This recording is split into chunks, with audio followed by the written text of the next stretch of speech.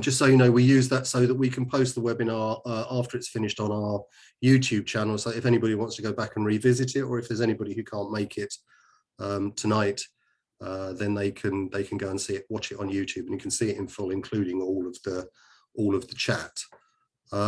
Right, so we'll get on to our speakers now. We have Graeme Tolley, who's a community development manager at Norfolk Community Foundation, who some of you may have met previously, and Billie Lawler, who runs the community supermarket at the Charles Burrell Centre in Thetford. But first, I'd like to introduce Professor Tim Reardon, who's the president of Norfolk ALC, who's going to give us a short introduction. Tim, over to you. Right, Tim, you need to unmute. I've been a good boy muting and then I don't unmute. Thank you very much indeed, Pete, but also welcome Graeme and Billie. Thank you so much for coming to us. The purpose of these meetings, as you know, is to see whether we can get the parishes with their very strong sense of warm heart to help those who are struggling a bit. And there'll be more people struggling over the months to come. And I think it's very important that we give them a lot of support without them feeling that they have to come cap in hand. They come as our friends, as our neighbours, and as our supporters and as part of our family. So the Norfolk ALC is launching a broad well-being initiative around which caring, supporting, protecting, but above all, identifying those who need support, who may not come forward because they are in one way or another uncomfortable about coming forward. We need to give them help, give them an identity and give them a mechanism for doing so without any form of anything other than a great deal of comfort. So it's in that context that I'm welcoming you all to this seminar, and particularly to our speakers, because I feel that the link between actual practice on the ground village is very important, and the Community Foundation, Graeme, is where I'm very strongly wanting to see further links between the Norfolk ALC, that's the parish community, as you know, and the foundation, because that's the best way the foundation can reach out, but also we need the foundation to help us make progress and make links. So your two contributions are in your very many complementary ways, highly important for this meeting and for this webinar. So with great love and affection to you all, I have to leave at 7:30. I have guests coming to supper, but I've got myself sorted before they come, and now I can listen to you until I have to leave. So thank you very much, all of you, and thanks again, Peter.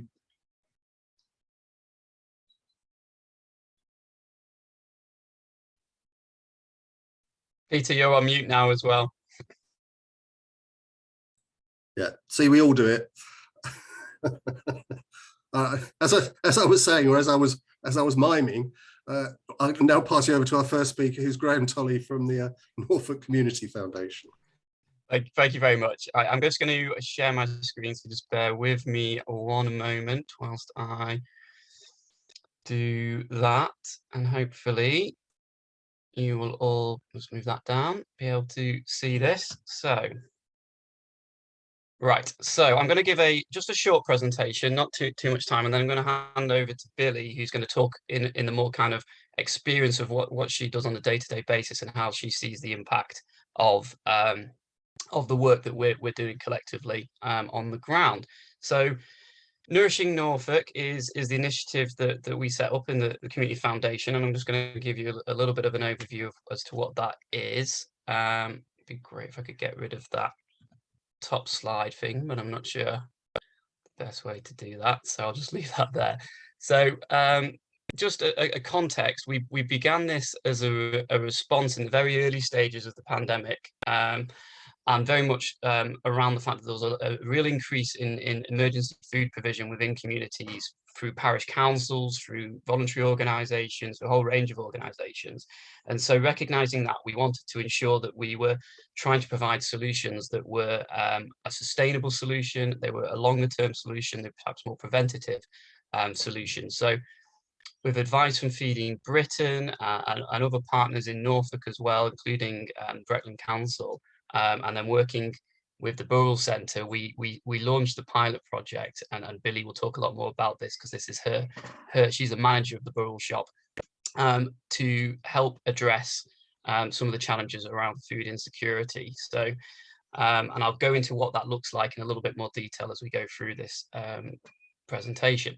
So obviously, as you're all aware, because it's in the news every day at the moment, there's a significant and ongoing increase in the cost of living, and that's only going to continue to drive the challenges and the need, unfortunately, for such initiatives. And it's where we as a foundation are trying to really tackle this across Norfolk.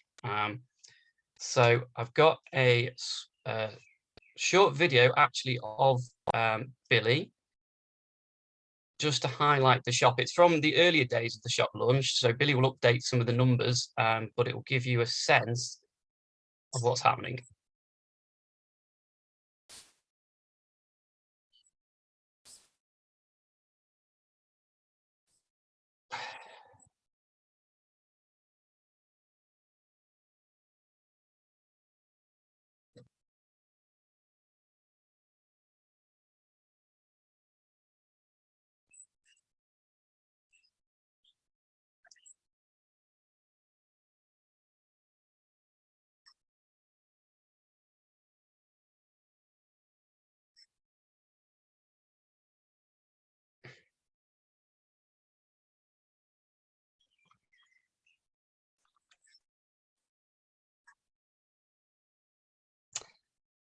I'm really sorry. I'm not getting any sound, Graeme. Is anybody else getting sound? Can you? No, I'm not sure it's working. I'll say again, sorry, Peter. I said I'm not getting any sound, and I don't think anybody else. Okay. No, it's the sounds all good to me. Is no one else getting that sound? No. Ah, it worked perfectly well in our test earlier, didn't it? Yeah. I'm also having a slight challenge, I think, with my internet, and it's causing it to buffer quite a bit, which might be a problem as well for it. Apologies, I don't know why that wouldn't be playing the sound through. Can I suggest we just move on to the next slide, and because we've got Billie here, who could actually give us the full story. Billie will be able to tell you all about it. Absolutely, sorry about that. I'm not sure why that would do that. But yes, we've got some photos as well. The idea was to really just give you a glimpse of what these, when we're talking about food hubs, what are we actually talking about in terms of what it looks like? It's easy enough to talk about it, but kind of seeing it really gives you the idea. So effectively what we're talking about are a source of affordable food for community members. It helps obviously reduce pressure on household budgets. And the reason why it's so affordable is that it's about the redistribution of surplus food, household items from business, retail, including donations from farmers, from local business, from more national redistribution organisations like Fair Share and His Church, and a lot of that comes through at a very low cost, and then can be that saving is then obviously passed on to those members who access the store. And savings of it could be around 50%, 60%. It will depend a little bit, but significant savings, which obviously helps ease some of the pressure on ever tightening budgets. As well as that affordability, it's about providing that a kind of a dignified approach to food provision as well, because there's a whole range of foods, fruit and veg, chilled items, frozen items, all your tin goods and your ambient goods and household items, and pretty much you could do your weekly shop in these stores as well, and have the choice to do so as well. They're not restrictive in terms of what you can get. There's often a community fridge too in these shops as well, which is a lot around about reducing food waste, and is a free access to anybody in the community as well. But it's not just about the food. The food is the first point of contact, the first way of people coming and interacting in the shop. But it's also around the kind of a longer term intervention. The staff and the volunteers that are running the shop really able to build up those relationships and kind of a trust with the members, seeing them on a regular basis, finding out what some of the challenges and the issues are, helping them out with either directly through the support that they can provide, or through other organisations in the local area, through support through council services if that's required. It could be to do with debt, it could be to do with housing, it could be to do with mental health, it could be around employment, whole range of ways in which the hubs can then support people to have a longer term sort of intervention, if you like. And And very much to say as well that it sits between the emergency provision that food banks provide and crucially provide, and obviously a sort of typical supermarket. So it can almost act as a pathway to help people move from that kind of emergency crisis process into a situation where they're able to kind of, go back to a sort of what you'd call a typical sort of shopping experience. The membership criteria is to become members of these food hubs, but it's not restrictive, it's not means tested. There's not meant to be lots of barriers about how you become a member. And Billie might talk a little bit more about how, the members, the people that she sees on a regular basis, and some of the circumstances and challenges that they face. And from the wider network point of view, there are lots of different models of running it. The ethos is the same and the aims are the same, but it could be a supermarket, a large shop like the Burrell shop is. It could be a smaller Thetford pantry that's run out of a church porch. Or it could be, we've just launched this week, the Breckland mobile food store, which is it's no longer got the words library written on it, but that's the vehicle in the bottom corner there, and that's going to travel around some of the rural areas and villages in Breckland to provide access to people who wouldn't normally get that opportunity. What makes a successful food hub? First and foremost, a strong, committed community partner. We're talking about the Burrell shop being the first of its kind, which was launched in November 2020. Really understands the community, really has a very close relationship with lots of other organisations in the area. So really crucial, and all of the hubs are embedded within communities and run by community organisations and charities. Suitable premises, which if the video had worked properly, you would have seen a really, really excellent shop and setup in the Burrell Centre. We have really strong buy-in and support from local authority in terms of funding, communication, support with premises and other services. I've already mentioned about the real importance of amazing staff and volunteers. Normally one member of staff and then a host of volunteers who support the running of these shops and often come from the community themselves and are often members as well of the shop. Food supply, again, I've already mentioned, it's really crucial though to be able to have that reliable, regular supply of food that can then be passed on at affordable prices to those who are accessing the shop. And I've also touched on it as well, our networks, the Nourishing Norfolk network, we bring together all of the food hubs that we're helping set up in Norfolk. So there's 6 currently launched and more to come this year, another 9 hopefully by the end of the year. And that's about sharing best practice and challenges. How do we evidence the impact and the need across Norfolk? What can we do collectively together to improve the overall picture? Funding is also very crucial. These things obviously require funding in order to set them up. And then also, things that can be added value. So Billie again might talk about, with the Burrell shop next door is the community cafe and training kitchen. They also operate using a fuel bank as well. And there can be a whole range of activities and community groups that can come around this. So just coming on to the sort of the final section I wanted to talk about, to give you an overview of these food hubs, and that is around the potential impact.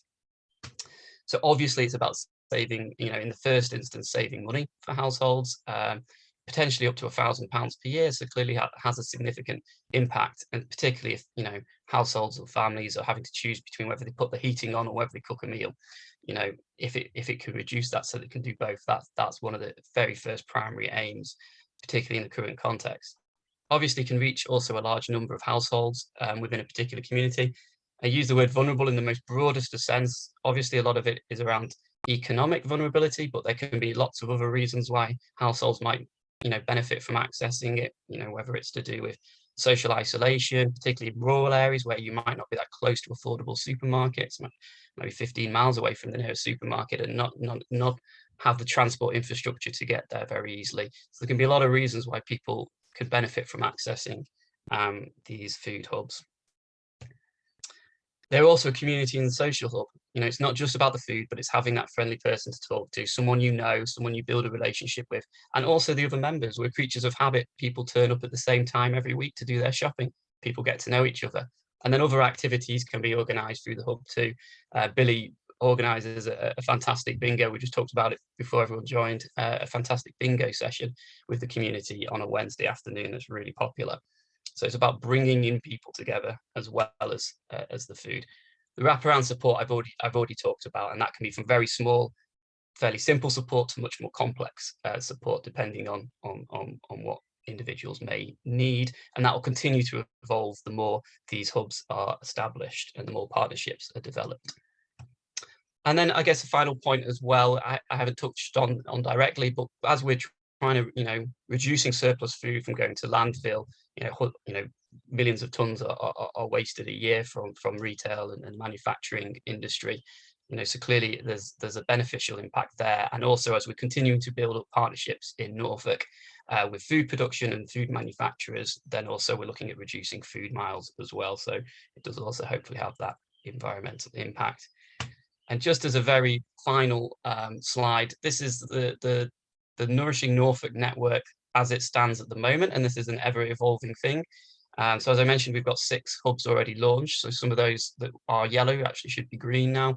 So the Burrell shop, the Feltwell pantry, Shrublands Food Club in Galston, the Great Yarmouth Food Hub, which is actually called Sally's Store, the Soul Foundation Social Supermarket in Norwich, and the Breckland Mobile Food Store that's launched this week in Breckland. And then more will be coming in different locations over the coming months as well. So that was a bit of, that's the end of my presentation, so I'll just stop sharing. A little bit of a whistle-stop tour and an overview, but because what I really want to do as well is allow Billie the opportunity to talk about that detail and that kind of experiences that she has in terms of running the shop on a daily basis, and the people she works with and the volunteers. So obviously any questions at the end we'll be happy to answer as well. Thank you. Right, thank you very much, Graeme. So it's over to you now, Billie, to actually tell us how it works on the ground. That's brilliant. Thank you, Pete, and thank you to all of you for inviting both myself and Graeme along this evening. It's always lovely to have an opportunity to explain what we do to interested ears. As Graeme said, we've been open since November 2020, and we started with 0 members, 0 membership, and currently to date we have over 450 member households that we help and support within the Thetford town area. And that could be a household of 1 person, it could be a household of 1 person and 10 children, could be a couple, it could be multi-generational families, and every kind of household setup that you can imagine we probably have as a member at the shop. When people approach us, it's usually because they need to save some money, or because they've already gone into crisis and they don't know where to turn sometimes. And hopefully we are that approachable face that they can at least make a starting point with to get some help and support that will hopefully help them feel that they're not alone, and offer them the support that they need to get out of that crisis point, or to just manage to make ends meet from month to month, whichever it is. When they approach us, we are not very intrusive. They don't have to tell us very much at all about their personal circumstances. And it was lovely to hear the professor at the start of this call saying that we need to help those people that may feel awkward about approaching others for help, and just welcome them as people from the community, as our friends, our neighbours, and just helping them to feel unawkward about accessing that help. So we take very little information. We don't expect them to prove their income, whether that comes from wages or from benefits or a mixture of both. And we just need to know who's in their household and what age bracket they fall into, and some basic contact details. We then tell them how the shop works and let them get on with the business of shopping. And how our shop works is on a point system. So once you've signed up and paid your £3.50 membership, which is a one-off fee, the point system means that every product that you pick up on what we would call the price label, there is a points value. So for us, if it says 10 points, it's £1. If it says 12 points, it's £1.20, and so on. So as our shoppers are going around, our members, they can, if they need to or want to, can keep an idea in their head of how much they've spent. Others just trust that the prices that we offer are super, super low and get to the checkout and tell me what I've spent. Others will come to us and say, can you help me add up as I go along? Others will bring a basket of the absolute bare essentials that they know they can afford. And when they hear how much the shopping is, they're usually absolutely relieved that they can go back and get some of those other items that are not maybe crucially needed right now, but makes life just that bit easier and just that bit more pleasant, really, sometimes. So once they've started shopping with us and they come to trust us, as Graeme's already touched on, we do start to hear some of the other reasons that they may be needing some help and advice and some support. And some of the stories are really very humbling to hear, and sometimes very heartbreaking to hear, because we don't have the magic wand that will make anybody's life perfect overnight. But what we can do is offer them a listening ear and some advice maybe that we can offer around how to cook something, how to save a bit of money, how to do a bit of budgeting. Or if it's not something that we don't feel that we are expert enough to offer advice in, particularly around debt management, housing issues and the like, we generally know who we need to put the person in contact with, and we'll help them to do that. So they don't feel, if we've, for example, identified that they need maybe the help of Citizens Advice, we don't just send them away. We will help them make that original phone call, that starting point phone call, and hand them over to the people that we already know are absolutely lovely. But it doesn't then feel like they're making a cold call and having to explain themselves to yet somebody else all over again. And that's quite important for our member shoppers, is that they don't want to be having to feel that they're explaining themselves time and time again. And we do try our very best to make sure that our shoppers feel very dignified and very comfortable to come in and shop with us. That's something that we've always strived for. We didn't want anybody to feel embarrassed about coming into the shop. And in fact, where we're located within the centre, because there's so many other things going on in the centre, if you're seen to be coming into the Charles Burrell Centre, it could be for one of 100 reasons. So there's no shame, there's no awkwardness. People just come on in, and a lot of people who aren't aware of the shop will almost take a double take, because they'll walk past and there's in effect a corner shop in the middle of a community centre. Most people then will come in and ask why there's a corner shop, and it's our pleasure then to tell them. Most of the folks that access the centre quite probably need to be shopping with us, and others who don't need to be shopping with us have then been able to go and tell other people what the shop is all about in a very positive manner. And actually some of them have become involved and become some of my volunteers as well, because they want to be able to do something for the community that's meaningful, not only for themselves, but obviously to make a difference in other people's lives as well. As Graeme touched on, we get food from any number of very diverse streams, from local farmers donating sacks of carrots, parsnips, potatoes. We get things from Morrison's Wholesale for charity. So we're offered very good prices that we can buy in at. Other organisations like Fair Share and his church, hugely beneficial. Big local companies like Warburton's are also incredibly supportive of what we do at the shop. They know that the bread and crumpets and bagels that they donate to us are in effect sold on at a very much cheaper price than would be usually available to the shopper. And they understand that the reason we do that is to make that balance between things that we've had to buy in that we may be taking a loss on, and then thankfully the things we're donated that we make a very small charge for, just helps to keep that balance right for us, so that we can at least cover the cost of anything we've had to buy in. We're also very lucky that Sainsbury's very much likes what we do within the community, and they have two very, very large orange, as they call them, dump bins at the front of the store, and their shoppers will very regularly donate in anything from a packet of pasta, some hygiene products, pet food, you name it, it's donated. And sometimes, but particularly around Christmas and Easter, there's a lot of treats as well, and biscuits and advent calendars and absolutely all sorts.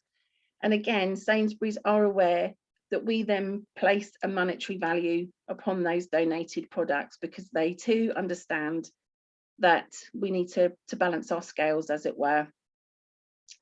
The wraparound care that Graeme mentioned starts as soon as the person starts to trust us enough to ask what they may feel are awkward questions.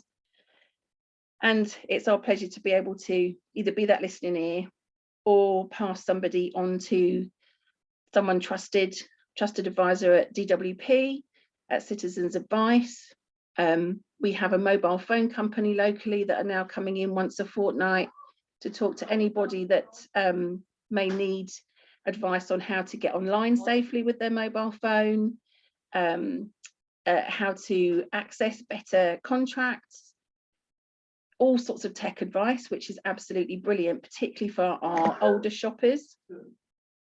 And anything that we can get on board with, we do. So we very quickly became partners with via Feeding Britain, with the Hygiene Bank and also with the Fuel Bank Foundation, which have proved absolutely invaluable these last few months with helping people access a voucher, which helps spread the cost of their gas and electric. We've also started working with a charity from Norwich, New You, who do clothing swaps, and they have recently donated into us a huge amount of clothing, which local people can access at our community suppers and take items that they can use for free. And we will be working with them through this year and hopefully onwards with some other initiatives as well. I think we're very lucky because we are based in a very large community centre, that we have the space and the rooms available to be doing a lot of the initiatives that we're doing. As Graeme mentioned, we have a community cafe, we have a training kitchen, we have the Burrell shop, we have, because we used to be an old secondary school, we have a main hall, we have any number of other meeting rooms which lend themselves to being able to have support services come in and for us to be able to set up the Burrell shop in the first instance. And it's amazing what you can do when you have a couple of people who have the interest, which certainly our staff team do. You have the backing of Norfolk Community Foundation and Breckland, and most importantly, as Graeme's already touched on, the bank of volunteers that I call upon week in, week out. I've only got one pair of hands. I can't do everything. Without the volunteers that I have, we could not run the shop. So having the right volunteers for me is absolutely key, and I think that would probably be true of any of the food hubs that are popping up around Norfolk. So without them, we couldn't do what we do, or we'd have to do a very tiny proportion of what we do. It's been brilliant to have the community cafe and training kitchen on board with us, particularly with education on how to cook from scratch. We very quickly learned that we'd probably made some assumptions, or hadn't really thought about impacts of some things like literacy, levels of literacy. We very quickly realised that we needed to tread a little carefully around that. We had a lady that kept looking at couscous, and I said to her a couple of times, "Oh, it's only 30 pence. You'll love it. It's really easy to make." And she kept on humming and hawing. And then one of the volunteers walked over, turned the packet over and said, "It's really easy. Look, here are the instructions." And she said, "It might be easy for you, but I can't read." Once she knew how easy, when Barbara explained the instructions to her, once she realised how easy it was, she was away, and now she asks us, "How do I use this? What do I put this in? How long do I cook this for?" So it started that conversation with her, and it's something we're now mindful of. So we generally go and give tips to people who are standing looking at things, just by saying, "Oh, you'll love that. this is how I use it, or I roasted that off last week and it only took. So we're kind of not making assumptions that they can or can't read. We're just having a conversation, really.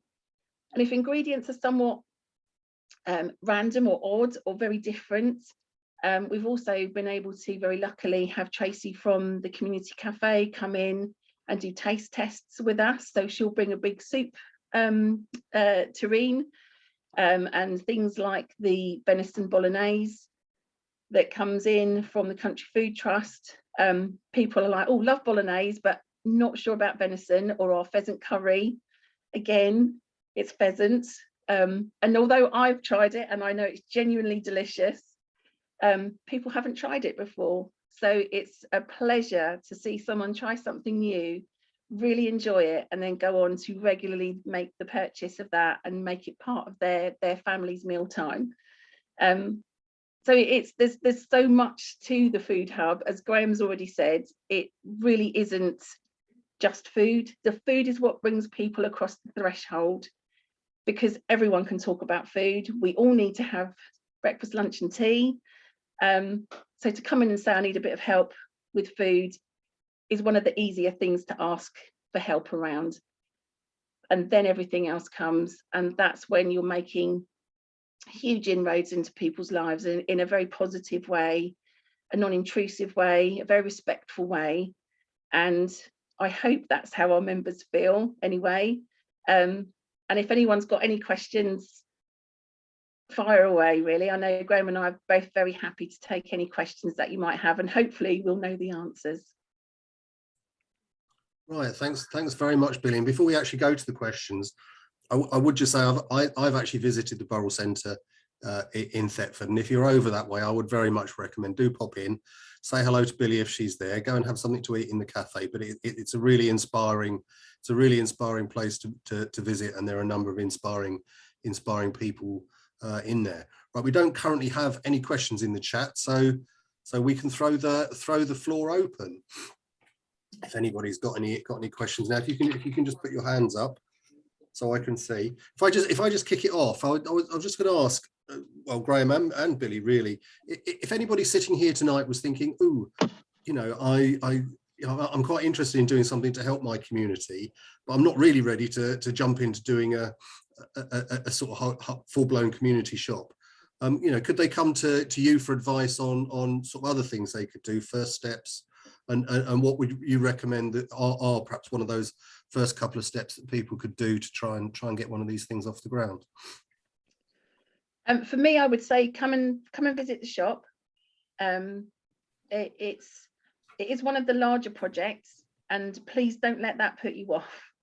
We happen to have the space, and we realise that most other food projects are not going to be able to start in that way.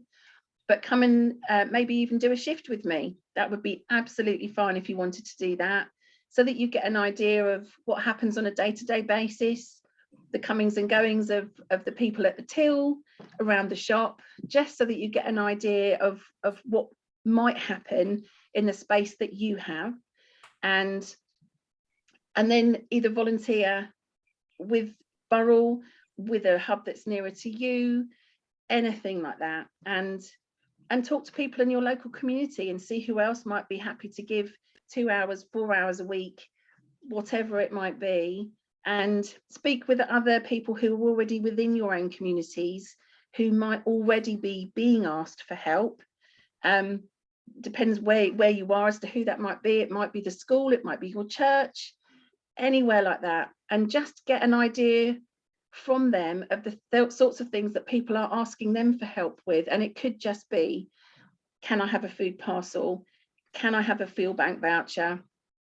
You just never know until you ask. So ask questions all the time. There's no such thing as a silly question. Excuse my family in the background. There's no such thing as a silly question. So ask today. I'm very happy if Pete wants to share my email address with any and all of you.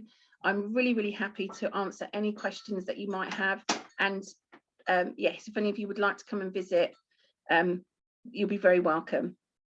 Okay. But can I just add a Yep. quick one onto that as well, because that's covered most of it. What I would say is absolutely go and see the Burrell shop, because we send people there all the time, as Billie well knows, because it's amazing. I would say if that you're in a much smaller area or a more rural area, that, as Billie said, the Burrell shop is it's a big shop. It's geared up for Thetford, but somewhere like the Feltwell Pantry, as an example, was started by 4 volunteers who were doing community parcels during lockdowns, and that evolved to a it's the same concept. We call it a pantry, it's just smaller, basically.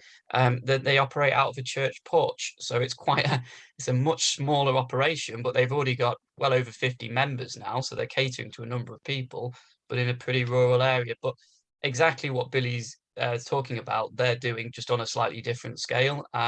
So I think you can get different ideas about how it would operate on different scales, even though the same principles apply. But I definitely, Billie is the font of knowledge that we go to. So I think any questions on how you'd run something is definitely worth it. And I'm happy for someone to come and have a conversation with myself around the setting up of these things. I would say Billie touched on a really good point about volunteering, finding out if there's any other community organizations in your local area. You probably know already, I'm sure, that might be doing something around community food. A lot of the organizations that are setting up hubs have a background in some form of food delivery, normally quite informal, normally quite community based, obviously, during the pandemic. And they've kind of evolved into this, and we've helped them evolve. And the network that we're all part of has helped each other to evolve the offer. So there's plenty of opportunities to think about how that might emerge. The first and foremost question, of course, is there the need in your community for such a project, or can it be done in a different way? Because it might, I think, Pete, that might be what you were saying about. Yes, someone's put North Walsham and Aylsham areas need covering. I actually live between both of those towns, so I know the area very well. We are indeed looking at certainly North Walsham at the moment as well. But yes, we at the foundation are open to looking at new projects to be set up across the county. The key things are a community organisation willing to run them and deliver them, a suitable premise, and there can be solutions to that. We can find ways around it if there's no obvious available premise. And then more question for us is the funding, because every penny has to be raised to set these projects up. But there's as much a question for myself and my colleagues, but they're the key considerations, I think, to begin with.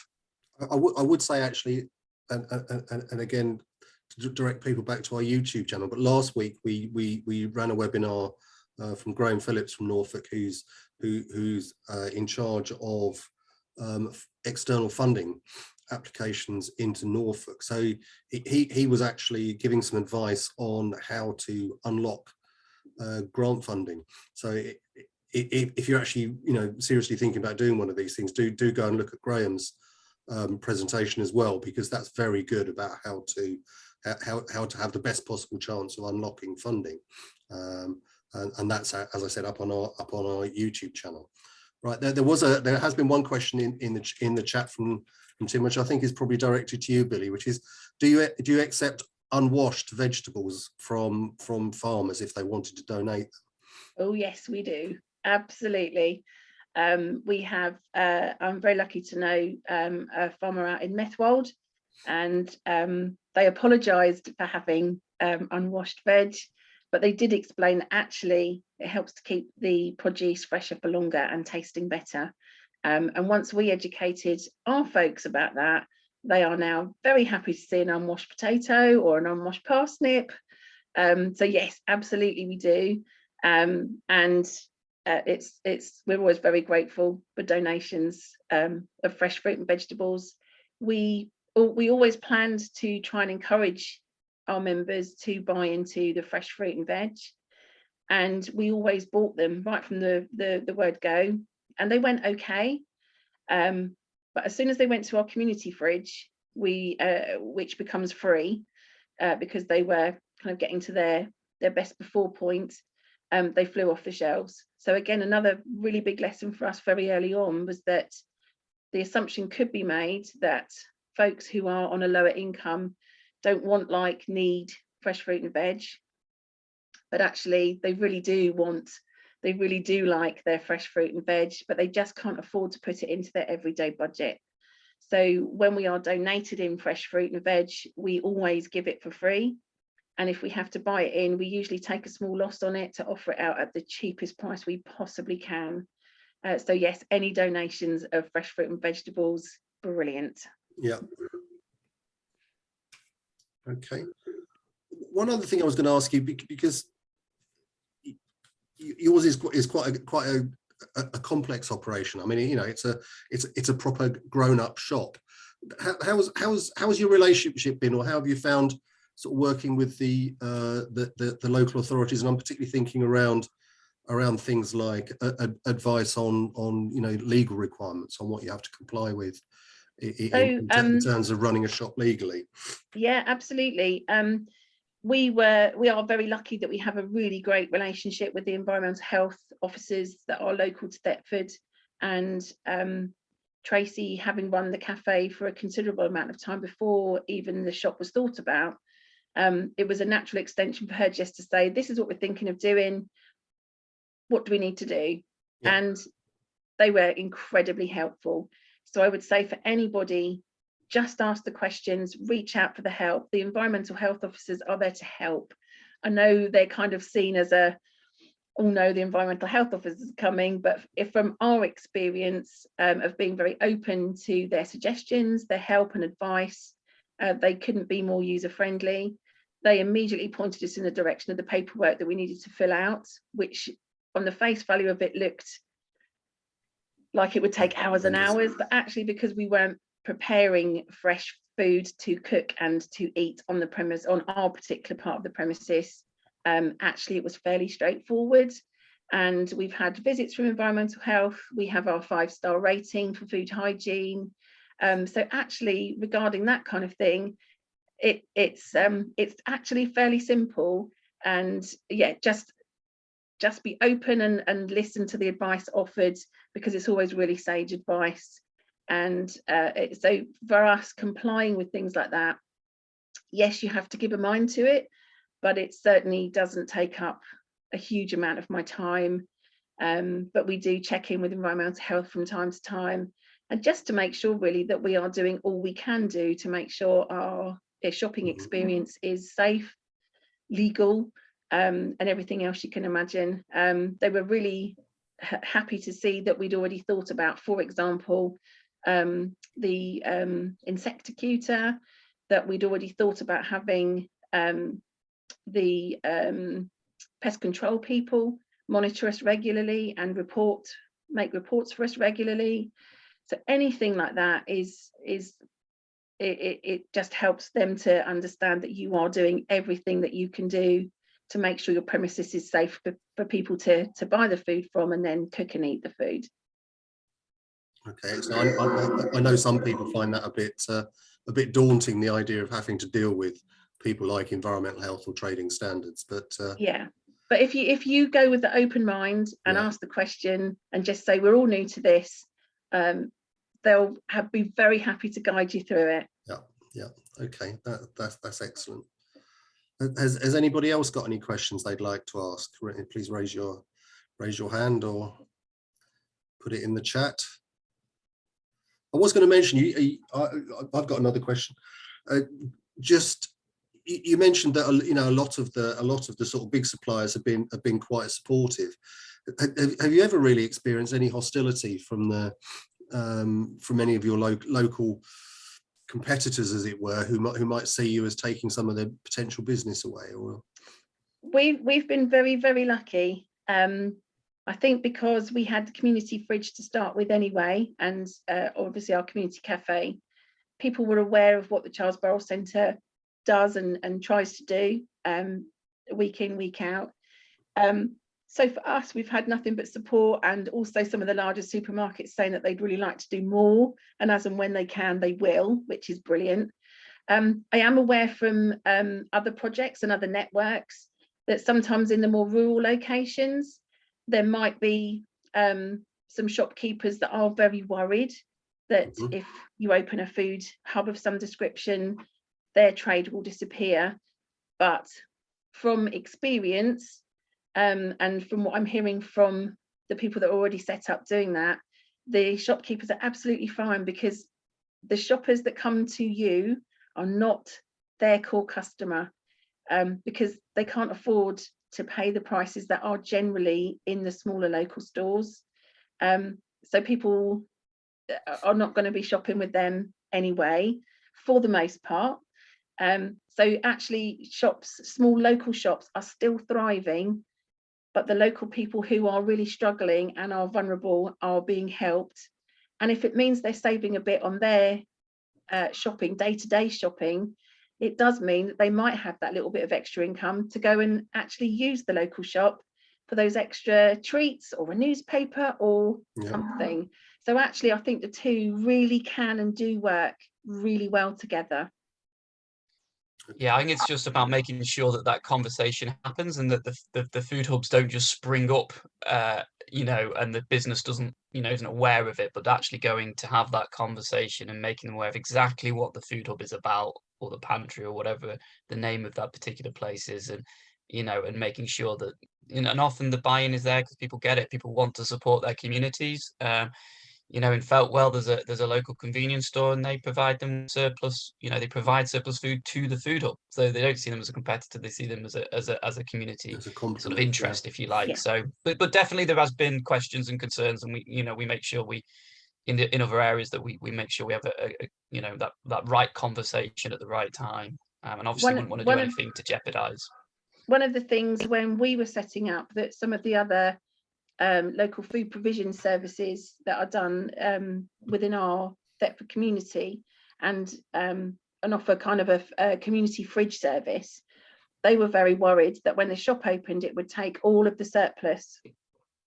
And we were absolutely able to say that the surplus that goes to community fridges and the like is not the food that comes into the Burrell shop. It's sourced very differently. Even though community fridges are looked after a lot by Fair Share Go, Fair Share Wholesale is a whole other thing. You have to buy that in, although at an amazing cost, very, very low.